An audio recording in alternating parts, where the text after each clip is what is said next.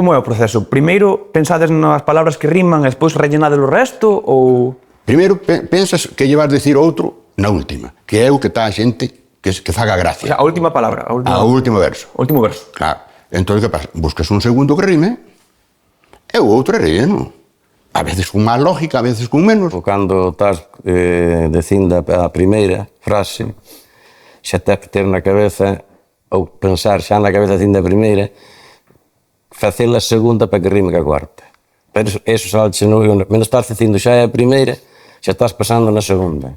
Porque a última xa a tiñas pensado antes de empezar. Claro, mi madriña, que croquis hai que facer. Eso mentres que estás escoitando o que che di o outro. Sí, normalmente debe de ir encaminado a contestar o outro. Eso, dicíadelo falado, cantabádelo como o facíades. Había a reglifa cantada, que facías, cando, por exemplo, te facías lo cabreado ou querías machacar o contrario, rápida, como quen tira pedras aí a fora. E despois, tiñas o de tonada lenta. Ibas máis lento, recreándote máis, incluso metendo-te un pouco co público, co tabarneiro, bueno, cousas. E despois xa de tanto cantar tamén se chamaban as rezadas, que eran faladas.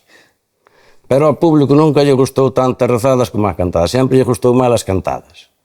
Sempre tedes a mesma música para cantala?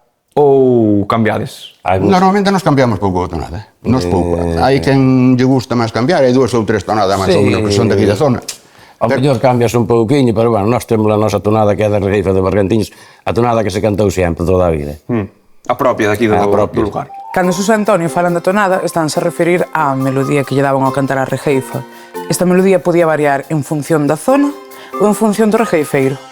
E cada persona tiña así como unha tonada propia ou era máis ou menos? Era moi xeral, moi... Era, pero non todos tiñan a mesma tonada. Non era o mesmo escoitar a Costa, ca Calviño, ca teu tío, ou Guillermo de Rabadera que tiña unha tonada tamén a da... Ya non tiña unha moi propia del. A ver, moi similar, pero cada un tiña a súa propia. As palabras que había antiguamente era ten torgo, aquí o ter torgo é ter voz, ter...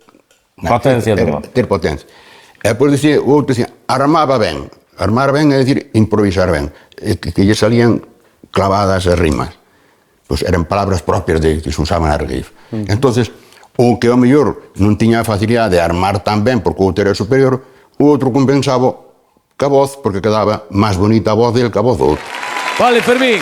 Aquí hai presentadores, e se non xa o veredes, os milluriños de todos, a Jaios a máis Mercedes. Pidoche perdón, Jaioso, que nós cansados non estamos. Pra donde vas, Carmuñacas, ainda non terminamos. Para que rematedes dunha...